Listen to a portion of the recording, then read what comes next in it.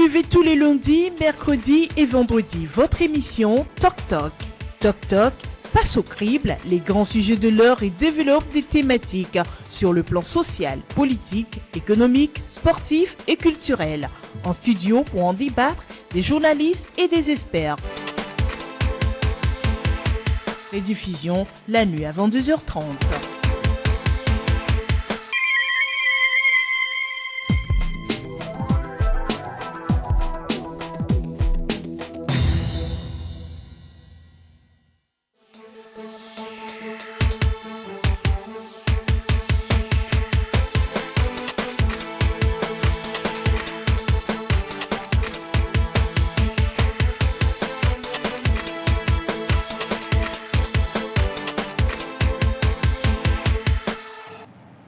Nouvelle semaine, nouveau défi, un nouveau rendez-vous. Mesdames, Messieurs, bonjour.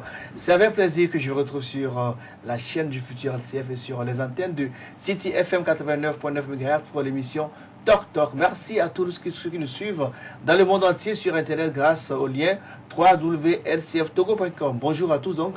Bienvenue dans Toc Toc. Ce matin, nous recevons Aliro Tchakala. Il est le patron du journal Le Courrier de la République. Bonjour Aliro. Bonjour mon cher ami Junior et bonjour à toutes et à tous et bon début de semaine. Tout à l'heure, Aliro Tchakala sera rejoint par Carlos Quito du journal L'Indépendant Express. Voici avant toute chose la une des journaux.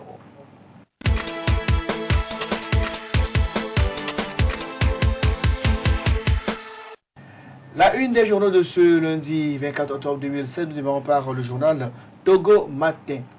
Togo Matin qui titre à sa une Manuel Valls attendu à Lomé, pourquoi cet intérêt pour le Togo?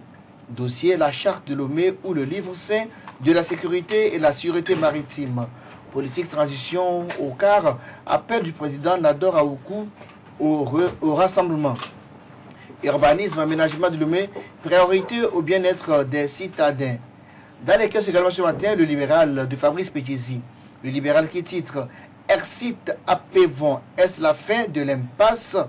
La STT annonce sa rentrée sociale 2016 car les 4 nouveaux syndicats des enseignements font sortir la synergie des travailleurs du Togo de son long sommeil. Manuel Valls, le Premier ministre français, annoncé à Lomé avant la fin de ce mois. Forum de la semaine est dans les caisses également épilogue du un nouvel épisode d'une tragicomédie politique. Maître Abouibo programme son retour. Maître Apévon dénonce un coup d'État. Coopération gagnant-gagnant, la Chine en Afrique, avantage ou inconvénient pour le développement. Condamné à 5 ans de prison, Alberto Olympio abandonne la tête du parti des Togolais. Pour l'achat des fournitures scolaires à ses enfants à cette rentrée scolaire, un parent vole un crâne humain. Le correcteur également dans les classes ce matin, la une on peut lire, accaparement des voyages et primes, règlement de compte opacité autour du budget de fonctionnement, la mandature de Damad Ramani secouée par de vives tensions. Une ligne de 80 millions annuels divise les députés. Ambiance surchauffée au siège de la Lonato face à l'incapacité de la direction de payer ses clients. Des forces de l'ordre au secours de Pekemsi pour disperser les parieurs.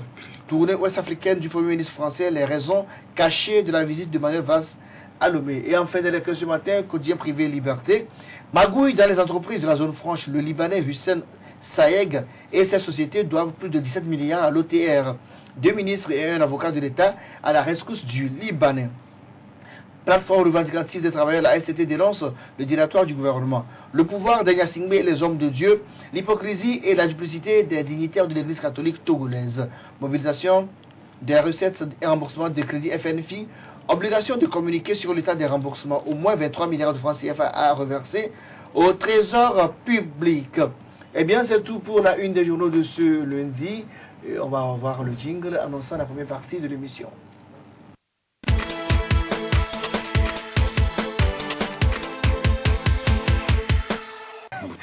Retour en studio avec nos invités. Enfin, il est là, Carlos Quito, bonjour. Bonjour Junior, bonjour chers téléspectateurs. les téléspectateurs qui sont un peu de plus en plus déçus par tes retards. Oui. On espère que mon retard, hein, parce que ils peuvent m'en excuser parce que c'est pour des raisons d'embouteillage que nous connaissons. Ok, merci. On va parler du CAR. Le CAR, après près d'un an de crise qui a secoué le Comité national pour le renouveau CAR, les présidents fédéraux réunis à Lomé samedi dernier ont décidé de mettre sur pied un comité ad hoc de gestion intérimaire dirigé par M. Nador Aoukou. La mission a signé à ce comité organisé un congrès extraordinaire dans un délai de 60 jours. Alors, le Tchatala, vous suivez très près ce dossier. Votre réaction à chaud? Non, je crois que la démocratie, à la base, l'a emporté sur les humeurs des uns et des autres au niveau de ce grand parti, le parti des déshérités. La crise, on pouvait la circonscrire depuis. Quand elle est née, il y a des voix qui étaient montées au créneau pour demander à ce que on puisse régler en interne au niveau du directoire cette crise, mais certains ont vu en cela une manœuvre pour que Agboibo revienne, alors que c'est pas ça. Je crois que ce plan, au tout début de la crise, ce plan que Maître Agboibo a voulu dérouler, c'est ça aujourd'hui qui a pris le dessus surtout. Donc il faut comprendre par là que la crise, elle est à conjuguer au passé, la crise, elle est finie, et entre-temps, quand les présidents fédéraux étaient montés au créneau, c'était pour aussi ramener une certaine quiétude, mais en lieu et place d'une oreille attentive qu'on devrait leur prêter, et c'est du mépris, de l'arrogance qu'on a affiché à leur endroit. Donc aujourd'hui, face aux tests qui s'imposent à tous, ces tests-là ont triomphé. Aujourd'hui, plus d'une année de crise après, il faut quand même des mesures d'apaisement, et ces mesures vont dans la mise sur pied de ce comité de transition qui aura 60 jours, soit 2 mois, pour pouvoir ramener la quiétude et installer à travers un congrès les instances dirigeantes de ce parti. Donc la crise, elle est conjuguée au passé, le bras de fer a tourné court, Apevon n'a pas su quantifier tout ce qu'il a. Quand 36 présidents de fédération viennent à vous mettre en minorité ou bien prendre leurs responsabilités, c'est que quelque part, je ne savais pas sur quelle assise Maître Apevon se reposait pour faire tant et tant de bruit. Donc aujourd'hui, c'est la fin. Et on verra un peu ce que le camp Apevon va dérouler comme ultime chance de survie. Alors vous parlez de la fin. Alors, Carlos, est-ce la fin du feuilleton car ou bien c'est un nouvel épisode qu'on a eu samedi dernier?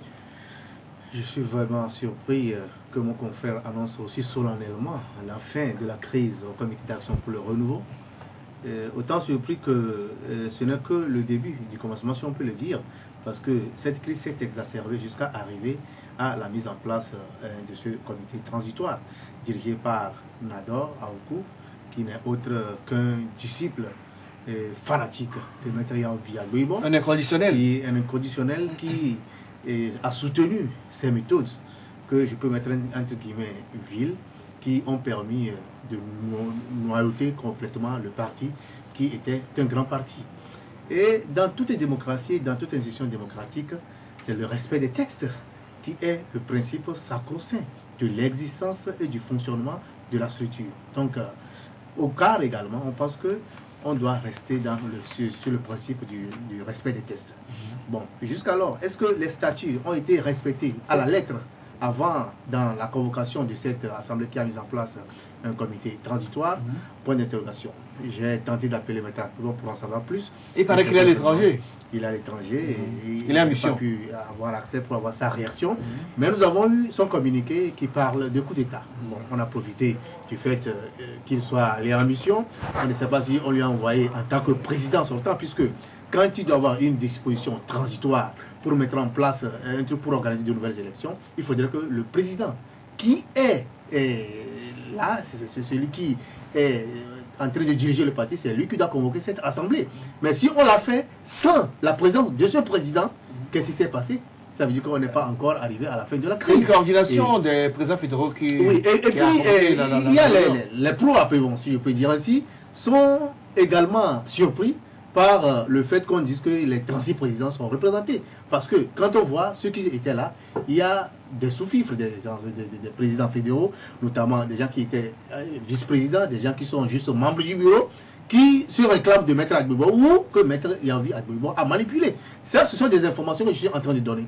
Donc, ils ne sont pas assez représentatifs parce que ce sont les présidents fédéraux qui doivent décider de la tenue de cette assemblée. La précipitation avec laquelle cette assemblée a été tenue, et puis, dans la plupart des partis, on voit que quand le mandat d'un président a fini, on prend le temps de préparer une assemblée, si c'est une assemblée transitoire, si c'est une assemblée élective, on prend le temps de le faire. Mais on a été surpris. Généralement, il y a même dans la nuit, on n'en voit même pas.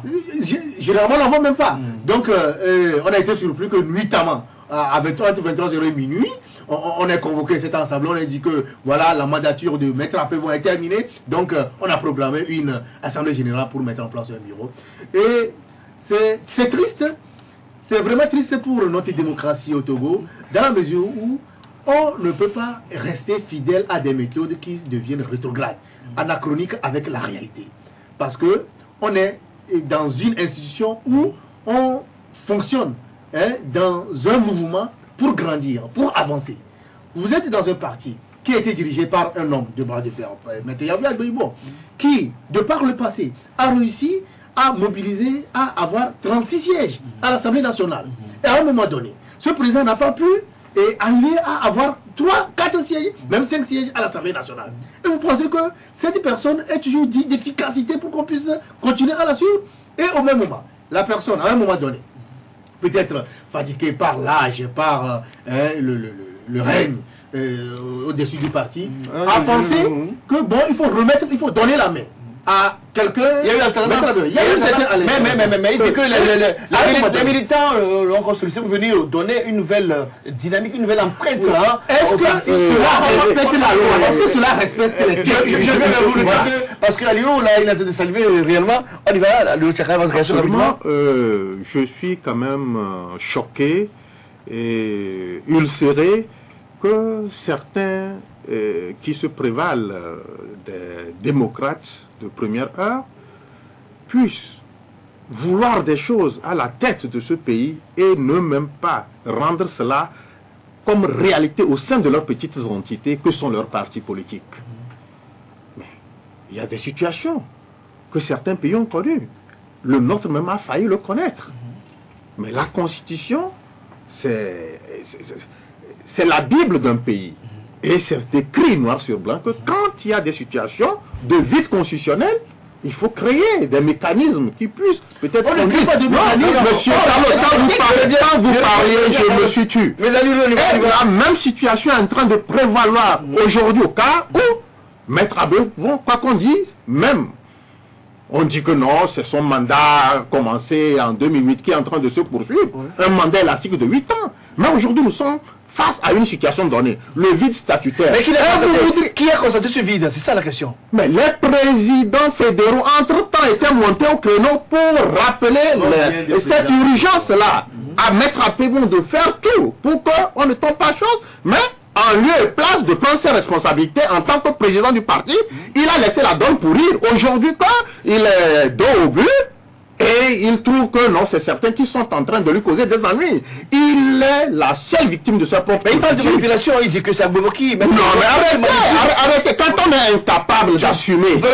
La question, je pose la question. Oui, alors, dans le communiqué que Maître Agbouibo a publié la semaine dernière, il dit que c'est Maître Agbouibo qui manipule quelques présidents fédéraux à qui il a lu pour donc faire ce truc. Parce que la coordination dont on parle ici n'est pas prévue par les tests. Vous savez, quand... on n'a aucun argument solide à faire valoir quand on est dos au mur. On pense que le malheur viendrait de quelqu'un qui serait quelque part en train de tirer les ficelles. Je suis choqué aussi de constater que un président ne soit pas en mesure d'avoir une assise nationale et qu'il trouve que c'est quelqu'un qui soit derrière tout ce qu'il est en train de vivre. Tenez-vous bien, je suis président d'un parti. Je sais que d'ici peu, si je ne prends pas les dispositions qui s'imposent pour organiser un congrès, là je vais tomber dans un vide, comme c'est constaté. Et on trouve que c'est quelqu'un d'autre. Moi, le président qui est la main sur la manette, qui est le contrôle de tout, je trouve que c'est quelqu'un qui m'empêche. Là, ça veut dire que je suis en train de faire connaître à toute l'opinion mon incapacité, ma faiblesse par rapport à un parti que je dirige. Là, qu'il s'en prenne à lui que de vouloir trouver que c'est quelqu'un qui est en train de lui causer noir. Alors, Carlos, quelle doit être la réaction d'aujourd'hui de Maître Agbouibo et son camp? Bon, d'abord, pour la parenthèse, je ne veux pas rentrer dans ce débat avec autant de passion. Hein, ah non, non, tu l'as déjà fait. Tu l'as déjà fait. Oui, tu l'as déjà fait. Je pense que dans une démocratie, quand on ne respecte pas les textes, c'est qu'on est en train de tutoyer la démocratie. Et ça ne va jamais faire fonctionner une institution, à plus forte raison, un parti politique.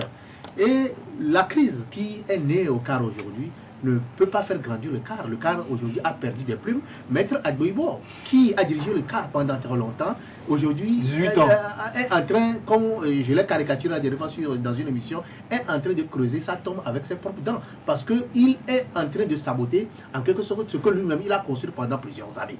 Et s'il trouve que c'est la meilleure façon de rentrer dans l'histoire, bon, tant mieux. S'il trouve des défenseurs qui pensent qu'il fait bien et que, après avoir dirigé un parti pendant 18 ans, et après avoir vécu sans alternance, après avoir dirigé un parti sans que personne ne vienne dire que monsieur Maître Yavi Agbouibo, votre mandat est fini et qu'il y a un vide constitutionnel, il faut venir, un vide statutaire, il faut venir combler ce vide-là. Personne n'est venu lui dire. Et aujourd'hui, c'est lui qui trouve l'occasion de tirer sur les manettes pour que les gens puissent faire partir un président qui n'est même pas impliqué dans l'organisation d'une assemblée générale. Bon, ça fait son problème. Si ça peut faire grandir l'écart, qui a déjà perdu des plumes à travers les actions ou la direction de Maître Yavi Agbouibo dans ces jeux de passe-passe entre le pouvoir RPT et son parti, le CAR, accusé de collaborer en sourdine avec le parti au pouvoir, c'est tant mieux. Si vous êtes à la tête d'un parti politique aussi influent que le CAR, et vous voyez partir des militants de première heure, là, sachez qu'il y a un problème. Maître Gaou, il est où aujourd'hui? Monsieur Bonnet, il est où? Et Maître...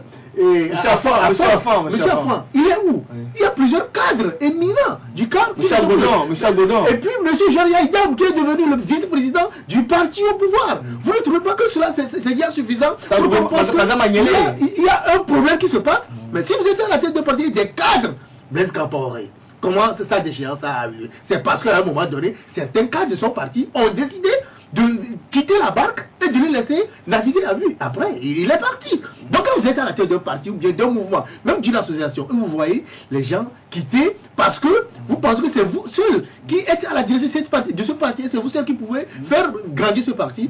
Là, vous êtes en train de tomber dans la diable. Maintenant, je reviens il y a des dispositions juridiques qui permettent à Agbouibo de revendiquer le fait que les textes ont été violés, mais il n'a qu'à saisir la justice, pour que la justice puisse trancher en toute indépendance ce problème. Sinon, si Maître Agbouibo veut s'engager dans cette logique-là, avec ses sous-fifres, notamment Nador, que je connais très bien, qui n'a pas grande influence, qui n'a aucun moyen pour pouvoir continuer, ou bien celui qu'on a en train de préparer, c'est Maître Agbouibo qui revient, moi je ne vois pas le cas s'en sortir. Justement une question. Une question à Tchadal Alirou. Le président intérimaire, M. Nador Aoukou, donc lors de son discours samedi dernier, disait qu'il va falloir maintenant purifier le cas et surtout retourner à la méthode Agbouibo qui a toujours payé. Alors, doit-on penser à un retour d'Agbouibo dans 2 mois à la tête du parti, ou bien s'apprête-t-il à mettre quelqu'un qui pourra contrôler comme on le soupçonne? Que n'avons-nous pas entendu quand cette crise-là est née? Tout était fait pour que Maître Agbouibo soit celui-là qui soit l'homme qui crée tous les ennuis. Et vous avez vu un peu la virulence avec laquelle on s'était attaqué à Maître Agbouibo. Mais je refuse qu'on insulte un peu la mémoire des militants, de ceux-là qui ont pris avec hauteur et élégance leurs responsabilités. On ne peut pas aujourd'hui nous dire donc vous saluez la décision des 36 présidents fédéraux? à partir du moment où leur responsabilité est engagée, à partir du moment où ils refusent que ceux-là qui sont en train de mettre le parti en hibernation sont dans une dynamique de finir avec les fondamentaux du parti, ils sont allés, ils ont pris leur responsabilité. Et tenez-vous bien, cette prise de responsabilité, ils n'ont pas exclu à ce qu'on sache X ou Y. À Pévon demeure un membre du CAR, un militant du CAR, à la seule différence que il a été évincé de la tête, histoire de pouvoir conduire une transition. Évincé de quelle manière? Le mot, est-ce que le mot il est évincé? À partir du moment où il y a un vide, à partir du moment où il y a un vide, à partir du temps. Et qui quand vous voulez être des démocrates, il faudrait que vous le soyez à fond. Il ne faudrait pas que un vide de 5 jours. Est-ce que M. Apévon ne savait pas qu'il devrait tomber dans un vide? Et qu'il fallait prendre les dispositions,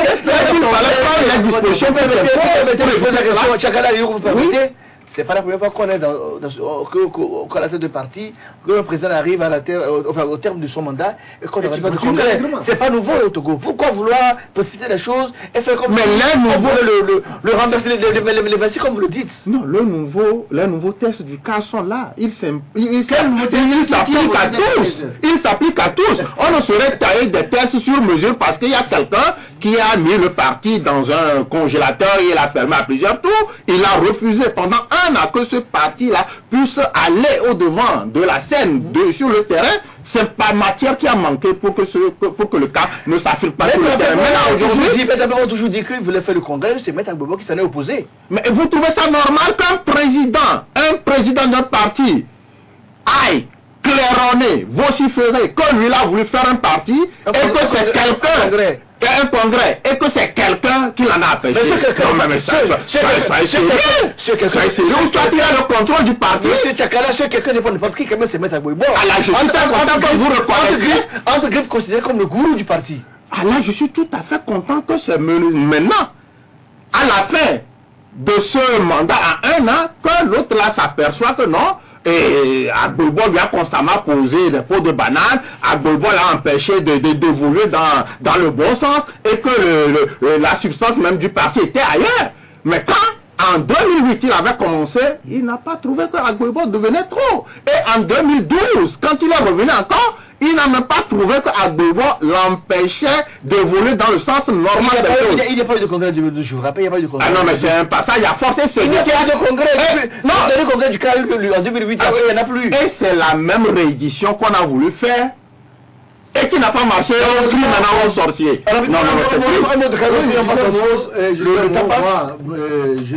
J'évite d'être avocat du diable parce que je constate que c'est les textes. Je n'en suis pas un, mais je respecte je suis un homme de conviction, mais pas un avocat du diable. Je respecte les textes.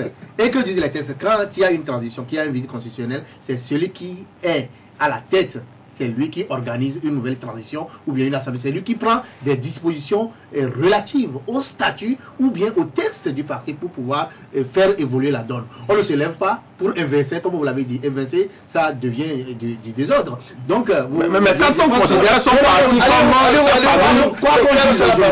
moi je connais autant bien Maître Yaoui que Maître Apévon. J'ai discuté avec l'un et l'autre sur cette crise.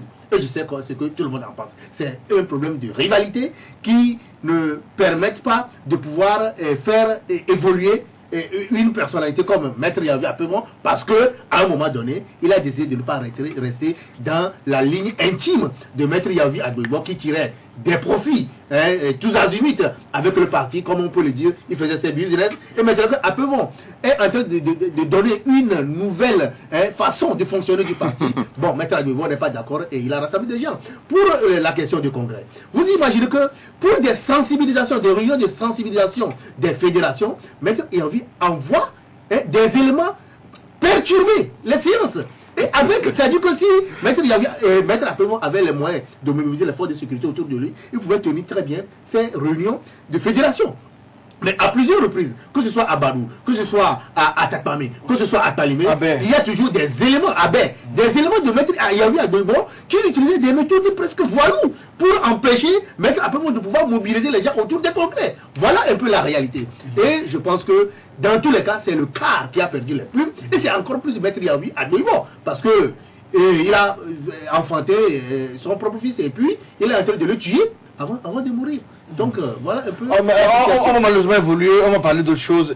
Parce qu'on a fait déjà 20 minutes au niveau du cas et non, c'est pas l'infanticide qui qu'on a voulu perpétrer, mais plutôt c'est un parricide qu'on a voulu perpétrer, mais qui était évité. C'est noté. Alors on va parler de la CPI. Après le Burundi qui s'est retiré de la CPI la semaine dernière, c'est au tour de l'Afrique du Sud d'annoncer son retrait dans un an. Dont on s'inquiétait ici en Afrique?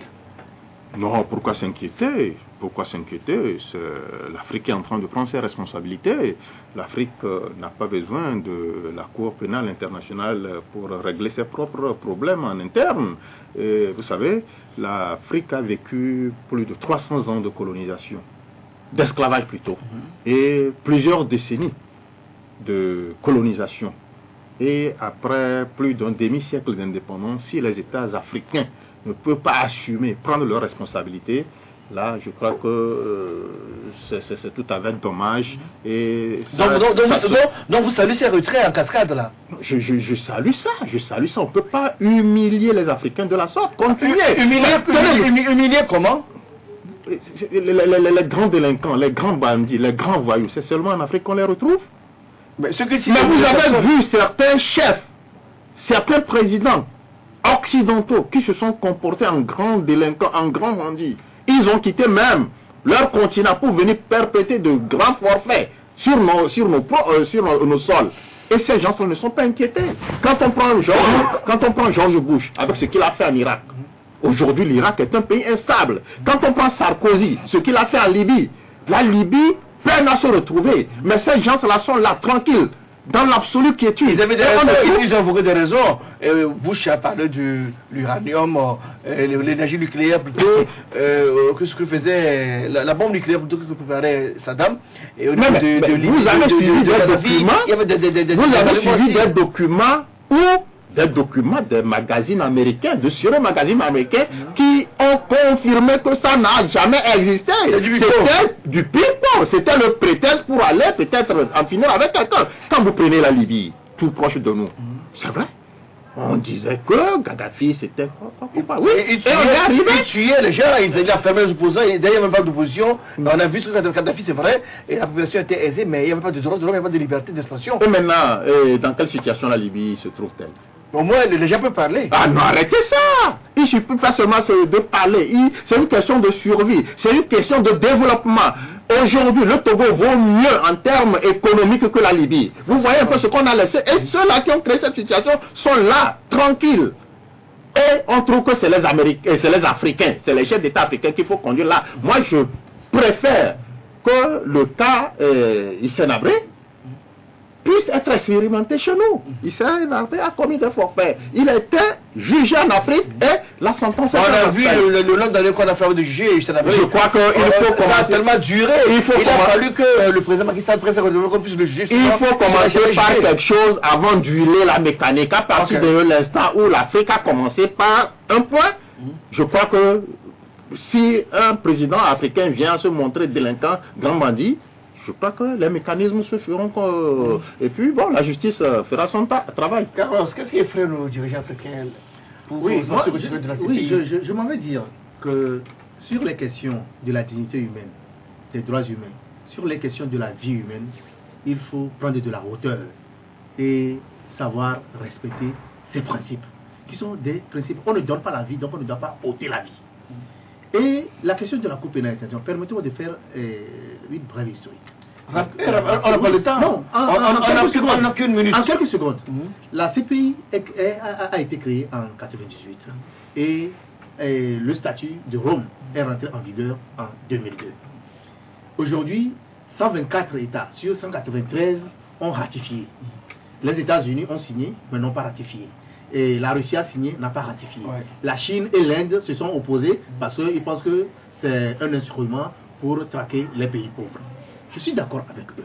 Mais sur le principe de violation des droits, des génocides et des crimes, mais ceux qui aujourd'hui répondent devant la Cour pénale internationale répondent tout simplement parce que les juridictions nationales n'ont pas pu trouver d'instruments pour juger ces personnes-là. Et c'est la faiblesse des juridictions africaines qui oblige les juridictions internationales à pouvoir jouir de cette juridiction internationale. Pourquoi les gens quittent le Togo pour aller se plaindre à la Cour de justice de la CEDEAO? C'est parce que ces gens-là trouvent que les justices nationales sont incapables ou même refusent de s'engager dans des procédures de poursuite contre des gens qui commettent des crimes et qui circulent en toute impunité. Et le statut de Rome est venu non seulement pour traquer ces personnes qui tuent allègrement dans leur propre population, quand ils vous parlent de la Libye. Mais Kadhafi à l'époque, pendant la guerre, disait qu'il faut massacrer ces rats. C'est rare, c'est ça. Il appelait ses propres, ceux qui dirigent pendant longtemps. Des rats. Il les appelait des rats, qu'il faut les dératiser, il faut les supprimer. Vous pensez qu'une personnalité, je ne suis pas d'accord qu'on assassine Kadhafi de cette manière, mais je ne suis pas non plus d'accord qu'il appelle des citoyens des rats. Ça veut dire que des rats, c'est des bestioles qu'on peut éliminer par les catombes sans s'inquiéter. Donc, mais la dernière fois, aujourd'hui, il faut faire très attention. La Cour pénale internationale a permis non seulement de traiter ces personnes, mais aussi de pouvoir dissuader certaines velléités du crime. Vous savez, en 2010, bon, après l'élection, à la veille de l'élection de 2010, parce que nous avons connu une élection sanglante en 2007, en 2010, quand j'étais président de la coalition togolaise des défenseurs des droits de l'homme, j'ai réussi à faire venir M. Francis Dako, qui est le coordonnateur régional de la coalition pour la Cour pénale internationale. Il est basé au Bénin. Il est basé au Bénin. Il est venu faire le lobbying auprès des autorités togolaises pour qu'elles puissent signer et ratifier le statut de Rome. À l'époque, on était allé chez le ministre des Affaires étrangères, M. Léotorine, qui a promis qu'en 3 mois cela se fera, mais il ne savait pas de quoi il parlait. Et il a fallu que Abbas Bonfo refuse. Je me rappelle une candidature de Liberté a vu l'ancien président de l'Assemblée se cacher sous la table parce que le patron de la Cour pénale internationale était là. Et au même moment, ça a permis à certaines personnes qui s'étaient engagées en toute impunité de porter atteinte à la vie des autres par expérience de l'élection présidentielle de 2005 avec le rapport des Nations Unies. Et toutes ces personnes-là à l'époque se sont rangées parce que à des moments de l'on commençait par voir qu'il y a une cour pénale internationale qui pourrait venir les prendre et les jeter en prison s'ils ne respectent les principes en matière de droits humains. Merci Carlos. Donc aujourd'hui, c'est assez écœurant que des chefs d'État, par exemple Nkurunziza, qui a massacré sa population, qui s'est imposé, dire qu'ils sont de la Cour pénale internationale. Merci. Et on reçoit M. Siradoumaï, il est déjà là. Oui, mais ce qui est tout triste, c'est que c'est cette politique de deux poids, deux mesures. C'est comment la Cour pénale internationale même suivi des dictats venant d'un ailleurs qu'on connaît. Il faut dire la crise en Côte d'Ivoire. La crise en Côte d'Ivoire.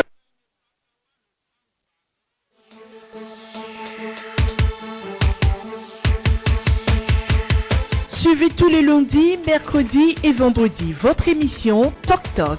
Toc Toc passe au crible les grands sujets de l'heure et développe des thématiques sur le plan social, politique, économique, sportif et culturel. En studio pour en débattre des journalistes et des experts.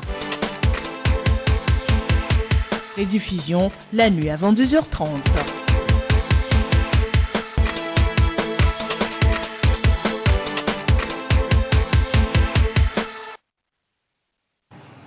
Retour en studio avec notre invité, M. Siradoumaï. Je rappelle qu'il est analyste politique. Bonjour. Bonjour, bonjour. C'est un plaisir que nous vous recevons sur ce plateau comme d'habitude. Alors, on va commencer par des sujets d'actualité. Manuel Valls, attendu à Lomé vendredi prochain. C'est la première fois depuis 18 ans qu'une haute autorité de ce rang de la France visite notre pays. Signe de la bonne santé des relations franco-togolaises? C'est une question à laquelle je n'avais pas pensé. Mais si l'envie a pris le Premier ministre français de venir faire un petit tour à Lomé, alors l'obscurité des intentions, comme dénonçait Montesquieu, m'échappe en la matière. Donc je ne sais pas ce qu'il vient y faire. Il faudra lui poser la question quand il sera là. Et je voudrais préciser que Manuel Valls, qui est Premier ministre de la France, vient faire un petit tour à Lomé, peut-être dans l'intention de se faire connaître, parce que je dis ce que je pense, de se faire connaître des chefs d'État africains, parce qu'il aurait dans l'idée que François Hollande ne puisse pas être en situation de se présenter aux élections présidentielles prochaines. Peut-être cela justifie sa petite balade africaine. Vous comprendrez que je n'ai pas beaucoup de sympathie pour lui. Pour qui Manuel Valls. Et je le dis. Et pour quelle raison? Quand on est Premier ministre d'un président de la République, la moindre des choses, c'est d'avoir une loyauté totale. Ça n'est pas de faire sa petite cuisine électorale dans le dos du président de la République. Et ceci est valable pour tous les premiers ministres. Alors, le journal Togo Matin de ce lundi titre à sa une pourquoi cet intérêt pour le Togo? Je vous pose la même question. Je me la pose, moi également. Si ce n'est pour des intentions, l'obscurité des intentions. Parce que je ne suis pas du tout convaincu que Manuel Valls décide enfin de venir au Togo pour le bien-être des Togolais. Oui, mais ceci là, le Togo ne vote pas pour Manuel Valls si il doit se présenter à l'élection présidentielle en dribblant son patron François Hollande. Ce n'est pas le Togo qui viendrait chercher son électorat. Écoutez, vous savez très bien qu'il est d'audience publique que chaque candidat qui prétend conduire la destinée d'un grand pays comme la France ou d'autres pays occidentaux aime bien se faire connaître des hauts chefs d'État. Moi, je suis convaincu que c'est uniquement dans ce sens. Peut-être qu'il y a des choses qui m'échappent. Oui, les raisons diplomatiques, par exemple. Est-ce que vous ne pensez pas que c'est parce que on veut, après le sommet sur la sécurité maritime, le Togo est devenu aujourd'hui vivable, une attraction pour que, bon, les premiers ministres comme François et Manuel Valls viennent réchauffer les relations. Mais puisque vous me titillez sur le sommet, non, on y reviendra, on parlera du sommet. Ah ben pour l'instant, on est au niveau de la visite. Je n'en sais rien, honnêtement, je ne vais pas commenter pour commenter, je n'en sais rien. Ah oui, à ce que je sache, c'est une tournée sous-régionale, c'est Il pas était au seulement... Sénégal aussi. Non, ça c'est carrément une visite, carrément. Il sera au Bénin, pardon, en Côte d'Ivoire, au Ghana et au Togo. Oui, au Togo, donc je crois que... Les trois pays sont même liés, collés, ça. C'est une coïncidence, on ne sait pas. Je ne sais pas. Est-ce que quelqu'un qui serait en train de préparer son retour aux premières affaires, c'est-à-dire que être président de la République, peut, quand il est encore sous quelqu'un, entamer une telle visite dans certains pays africains, parce que l'autre avait posé un problème. S'il n'arrive pas à inverser la courbe du chômage, il ne va pas se représenter. Mais aujourd'hui, je crois qu'il y a un léger mieux qui est en train de se faire. C'est Manuel Valls défend cela. Est-ce que vous pensez qu'il soit en train de faire de vilains petits derrière le dos de son patron qui est Hollande? François Hollande a commencé son mandat par une erreur sémantique. C'était d'avoir annoncé que si la courbe du chômage n'était pas inversée, il ne serait pas candidat à sa propre succession. C'est un homme de parole. Alors, dans ce cas, jusqu'à quel degré de l'inversion de la courbe du chômage on pourrait considérer que M. Hollande est en situation de se succéder à lui-même, ou en tout cas d'être candidat, ou pas? C'est la question qu'il faut se poser. Et nous avons, pas loin de nos regards, au Dahomey, au Bénin, M. Talon, qui d'emblée a commis la même erreur. En disant qu'il fera un seul mandat? Absolument. Et je suis convaincu que le moment arrivé, ça sera autre chose. Il va se dire. Parce que, figurez-vous, vous ne pouvez pas arriver d'emblée et dire que vous ferez qu'un seul mandat, les difficultés étant ce qu'elles sont. Alors, est-ce que vous venez juste pour faire un mandat ou vous venez pour régler les problèmes? Vous ne pouvez pas, Boni, le successeur de Yahi Boni, ne peut pas régler les problèmes qui s'imposent, qui sont des problèmes considérables pour les Béninois en un seul mandat. Oui. On va évoluer. D'autres personnes peuvent continuer ce qu'ils on va évoluer. Si vous Parlons du voulez, sommet. ben, le pouvoir étant ce qu'il est, en général, on l'a vu avec François Mitterrand. Mitterrand avait bien dit en 81 qu'il ne ferait qu'un seul mandat. Et que d'ailleurs, s'il était élu président de la République, il changerait la Constitution française. Non seulement il n'y a pas touché, il a fait 2 septennats. C'est ça. Alors, on va évoluer. Vous permettez qu'on évolue. Alors, ça fait plus de 20 ans. Vous avez sans doute suivi le sommet sur la sécurité maritime ici qui a eu lieu le 15 octobre dernier. Le sommet qui a donc permis de signer la charte sur la sécurité maritime en Afrique, une grande première, une réussite pour le Togo. Alors, votre regard sur la tenue de ce sommet chez nous au Togo? J'étais un des improbateurs de ce sommet. Que le président de la République ait voulu se soit exterminer pour faire des vagues tourbillonnaires des océans, je dirais un des principes fondateurs d'un nouveau concept économique, une joliesse diplomatique, il m'apparaît difficile d'entrer en connivence ou en inconvénience avec lui. Ceci étant dit, moi ce qui m'intéresse, c'est d'exclamer, parce que c'est le mot qu'il faut, c'est d'exclamer à regret la désolante nécessité de la meute hurlante des réalités dépressives, sociales dépressives, des âmes destituées par l'inespoir de ce pays, inespoir qui ascensionne dans sa tonitruance le sommet, le point culminant, vous comprenez, de la misère, de la détresse qui échoue aux gens. Moi, c'est ce qui m'intéresse. J'aurais aimé que dans la foulée, dans le sillage de ce sommet, monsieur le Président de la République fasse quoi? Un sommet social autour duquel il y aurait tous les partenaires sociaux, les syndicats de la santé, de la fonction publique, les syndicats de l'éducation nationale, les acteurs économiques. Mais ça, c'est pas son rôle, ça. On a vu la société civile qui a fait ça, la société civile a fait ça. On a vu les organisations sociales à côté parallèlement au sommet. C'est son rôle. Parce que c'est lui qui fixe le cadre. Et vous savez parfaitement que dans la constitution togolaise, le Premier ministre n'a pas beaucoup d'allant. Tout le monde le sait. Oui, mais au sein du gouvernement, il y a le forum de l'agriculture, il y a le forum social, il y a plein d'initiatives qui sont menées. Et puis la question de la sécurité maritime. Mais vous êtes d'accord que c'est une menace, la sécurité maritime? Bien sûr, personne ne le conteste. Ça, je ne le conteste pas. Je ne conteste pas le fait qu'il y ait l'insécurité maritime, qu'il y ait des pirates ou des choses comme ça. Ça, je ne le conteste pas. Mais c'était une question d'emplacement en ce qui concerne les priorités. C'est ce que moi, oui, seul le président peut définir les priorités. Vous êtes citoyen, vous ne savez pas la menace que le président crée. Mais dans ce cas, notre présence est tout à fait inutile, puisque si le président seul peut avoir raison sur tout le monde. Sur les priorités. Mais vous savez, les priorités, il lui incombe de fixer les priorités. Mais si, pour mon humble avis, je considère que cette priorité aurait pu céder sa place première à d'autres priorités beaucoup plus urgentes. Lesquelles par exemple? Une seconde, lesquelles par exemple? Quelles sont les priorités selon vous?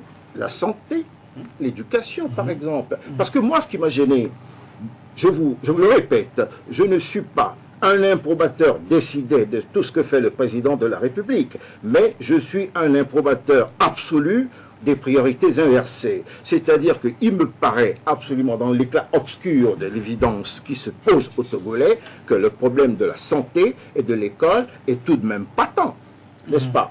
Alors, qu'on fasse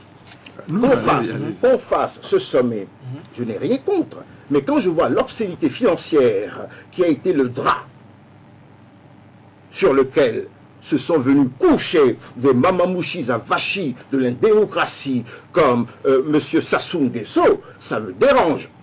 Vous comprenez ce que je veux dire? Parce que moi, je suis comme ça.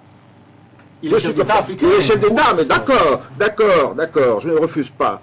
Mais quand on voit, moi, je n'ai pas oublié ce qui s'est passé au Congo. Ça me dérange, c'est tout. C'est une question de convenance personnelle. Tchakara Léo? Oui, monsieur Siradoumakor, à quoi mesure-t-on la grandeur d'un pays? Ah, vaste sujet.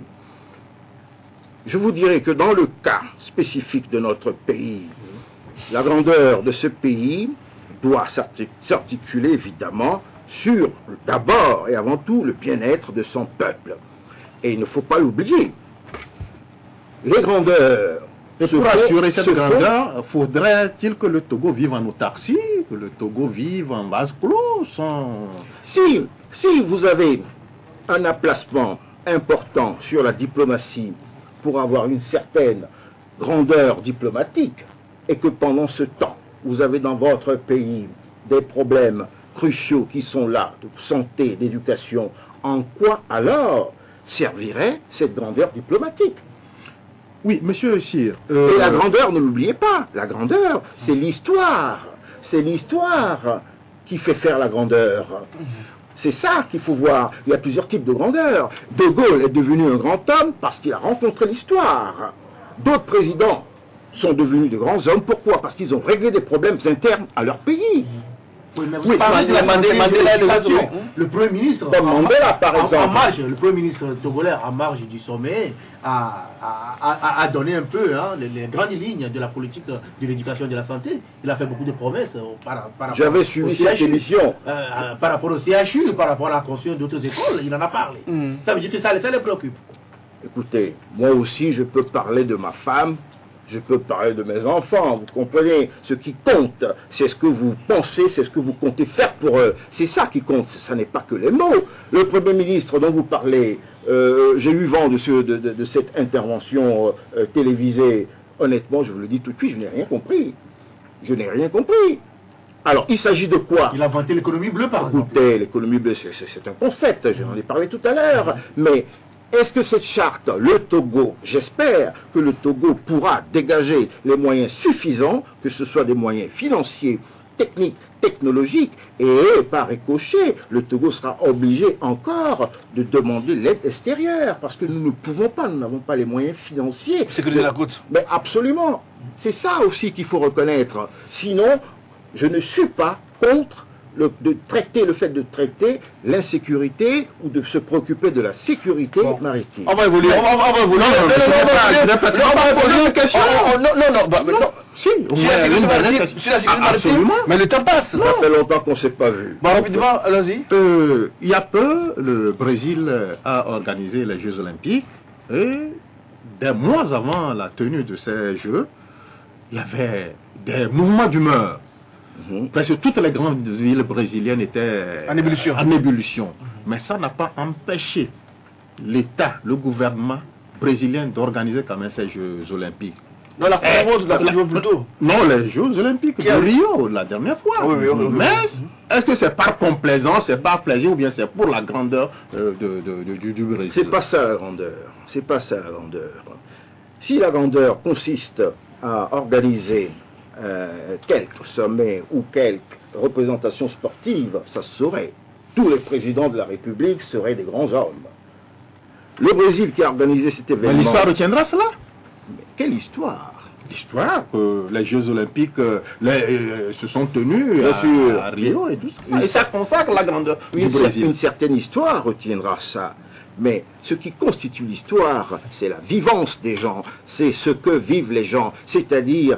Pour le cas précis du Togo, il faudrait que le président de la République redonne quelques revivances à son mandat social. Justement. C'est ça le problème. Pourquoi? Parce que les gens sont emmurés dans une sorte d'inespoir qui fait que les gens ne se propulsent pas, ne se projettent pas au-delà de ce qu'ils vivent. Quand vous parlez des gens, c'est qui vous faites des gens qui mettez-vous dans des gens? Mais évidemment que je me mets parmi ces gens. Je n'ai pas, par excellence de sort, de me sortir de ces gens. Je vis dans ce pays, comme nous tous. Que je sache, je ne suis pas partie de la minorité. Donc je ne suis pas Mamamouchi Abachi. Alors, fini le sommet, M. Adoubayakwa. Maintenant, on revient aux réalités togolaises. Et bien, dans moins de 2 ans, on va aller aux élections législatives. Et si tout passe bien, on aura aussi les élections locales pour avoir des conseils municipaux, des conseils préfectoraux. Que faut-il faire? Les réformes, on les laisse sous veilleuse, on les laisse sous silence, on les fait, ou bien ça se fera après les prochaines législatives, puisque là, on est à moins de 2 ans. Je ne sais plus comment parler au président de la République. De toute façon, il ne m'écoute pas, il n'a pas ce temps. Vous lui avez parlé directement? Mais j'ai publié des choses, je lui ai donné toutes les solutions imaginables. Mais est-ce que soit un grand homme d'État? Avec un ton... pas très courtois, c'est pourquoi il ne vous écoute pas. Mais pourquoi pas très courtois? Le président de la République est mon petit frère, que je sache, jusqu'à nouvel ordre biologique. Mais il incarne l'institution. Bien sûr, mais écoutez, je ne vais pas lui cirer les pompes quand ça ne va pas, quand j'estime que ça ne va pas. Je vais lui dire, voilà, c'est ça qui ne va pas. Mais sur quel ton? Il n'y a pas 1000 tons possibles. Et qu'est-ce que vous lui avez dit exactement? Qu'est-ce que vous lui avez proposé? J'ai publié des choses, vous m'en êtes témoin. J'ai publié des choses. D'abord, je voudrais repréciser que le mandat social, c'est moi qui ai qualifié son quinquennat social, puisqu'il disait quinquennat social, de mandat social, et j'ai expliqué pourquoi ce dut être un mandat et pas un quinquennat social. J'ai proposé des choses, mais évidemment, je suis en train, pardonnez-moi l'expression triviale, mais de faire pipi dans un panier. Parce que tout ce que je dis, évidemment, tout le monde s'en fout. Mais j'ai raison. L'histoire nous a pas raison. Il faut un idéal togolais pour ce pays. Sans idéal, aucun pays ne peut avancer, ne peut assurer sa sécurité sur le plan des valeurs et sa sécurité sur le plan des solidarités. Sans idéal, aucun pays grand, fut-il, n'a été grand sans idéal. Alors, le gouvernement d'idéal? Ben non. Le gouvernement qui nous dirait qu'il n'a pas d'idéal?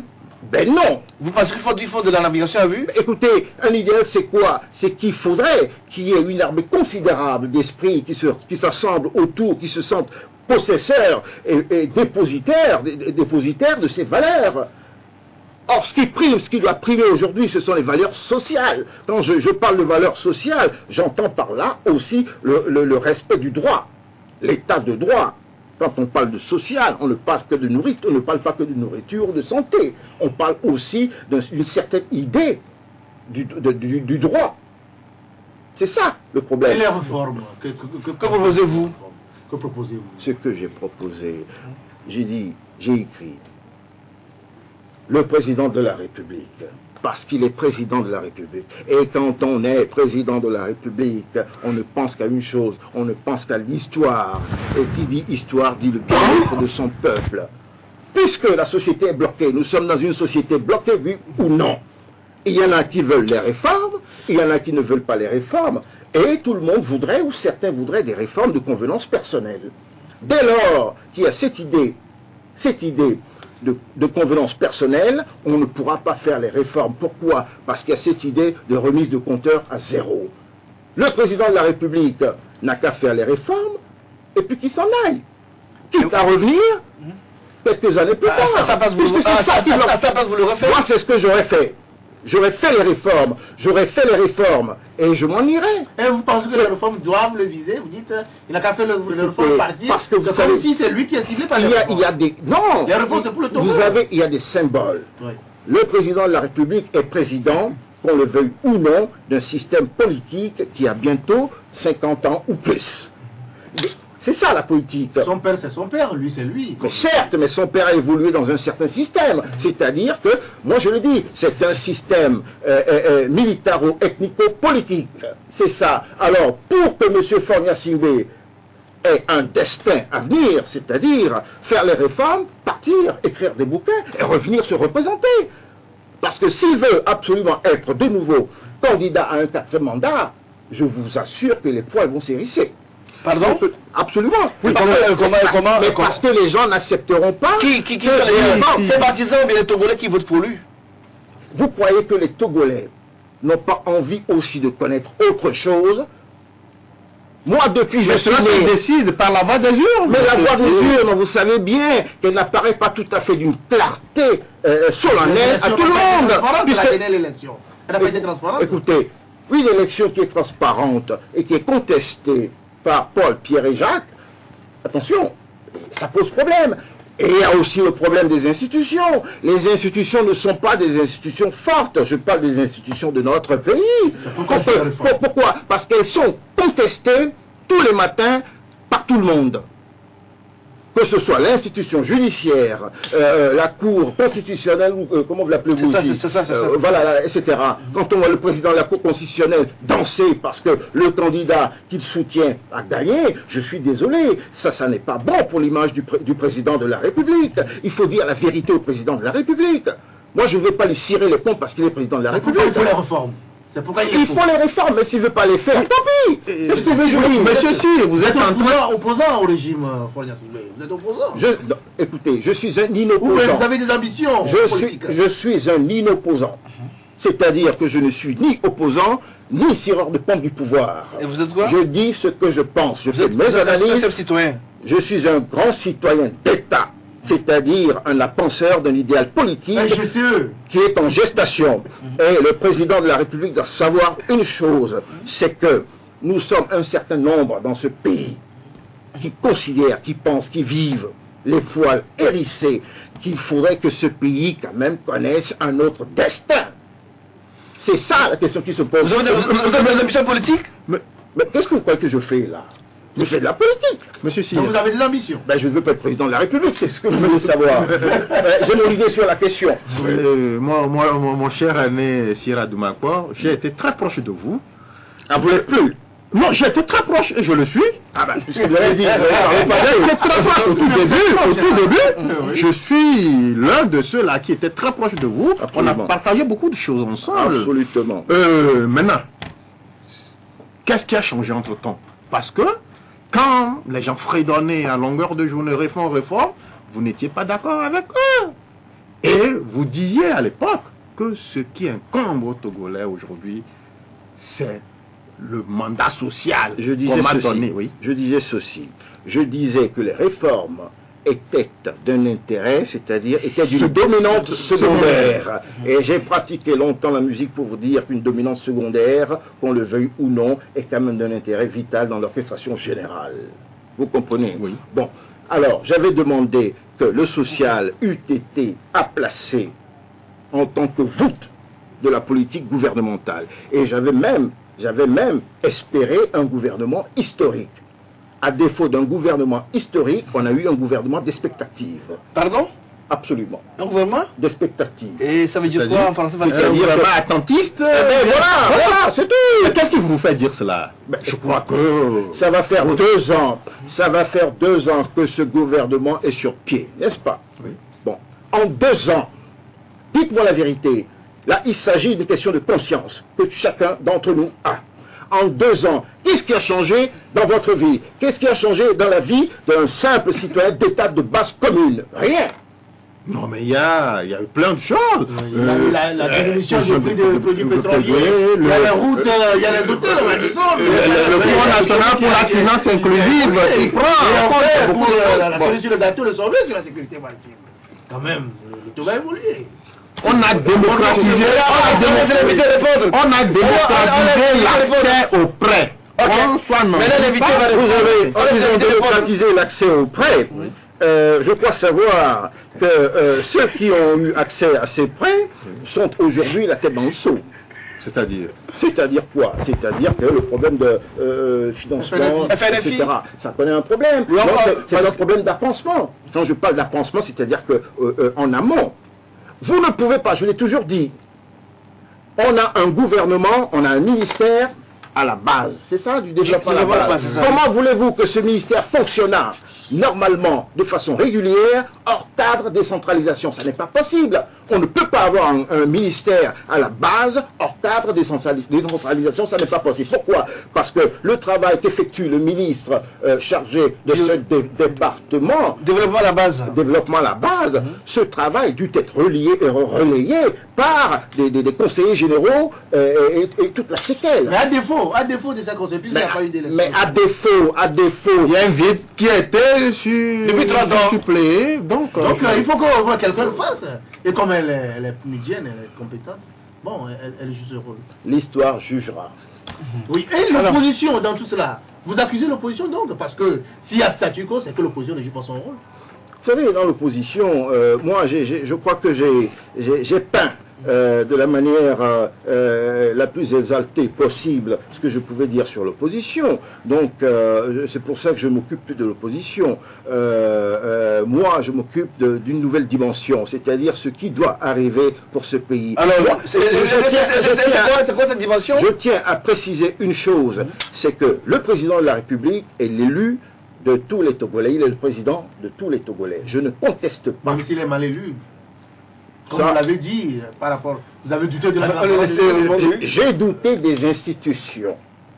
Je n'ai pas douté de l'entité même du président de la République.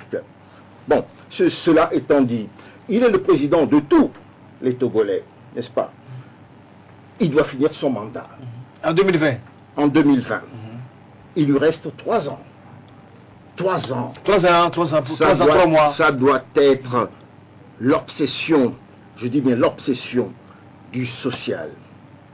Il faut qu'il y ait moins de morts dans ce pays, des gens qui meurent par faute de soins ou de l'inqualité des soins. Ou de faim aussi. Ou de faim, évidemment. C'est ce que je dis. Je ne dis pas, je ne demande pas au président de la République d'abdiquer. Je lui demande simplement, si tant est qu'il m'entendit, de mettre toute sa passion, toutes ses nervures sur le mandat social et de lui donner une certaine revivance. C'est tout ce que je dis. Alors c'est quoi votre projection sur le futur alors? Vous l'avez dit tout à l'heure.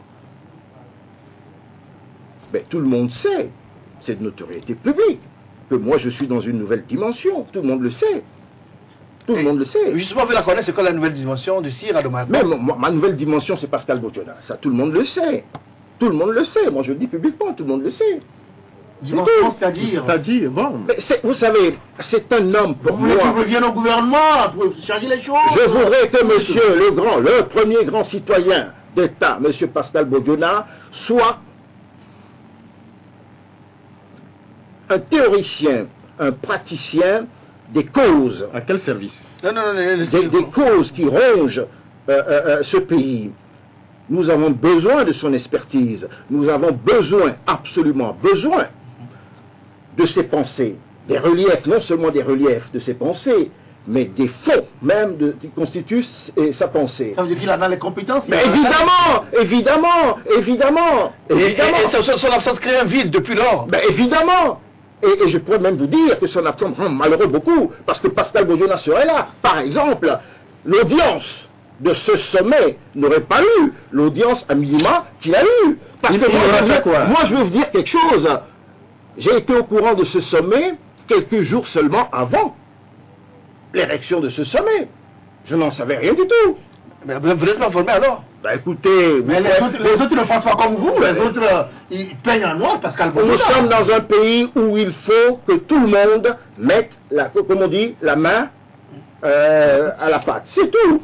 Quand vous mettez comme ça des gens dans l'exclusion ou on les bannit sous prétexte que si ou ça, qu'est-ce que vous voulez? Ben, on aura quoi? On aura un ramassis de médiocres qui tenteront des choses et qui n'aboutiront pas. Vous voulez le retour de Pascal Bodiona? Je prophétise, je ne prophétise rien du tout. Le destin l'a prescrit, c'est tout. Moi, je ne fais que relever les prescriptions. Donc il reviendra? Il reviendra.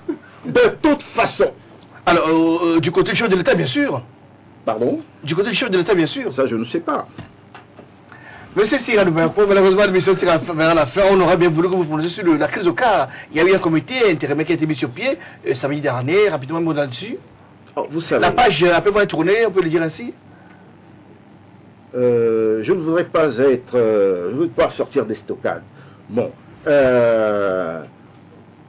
Les causes, je ne vais pas les analyser. Mais moi, je vais parler de ce qui va arriver des effets. Parce que dans la situation actuelle, qui est celle de ce parti historique, n'est-ce pas? Je connais bien Maître Abouiba, je connais aussi Maître Apevon. Il y a quelque chose qui est évident, c'est une logique d'explosion de ce parti. C'est une logique d'explosion. Apevon partira, il est déjà évincé, ai-je entendu. Il partira, il va créer son parti. Et puis, le problème, c'est que Maître Abouiba va revenir. Et ça, c'est son problème. Je ne vais pas le juger sur le fait qu'il veuille revenir.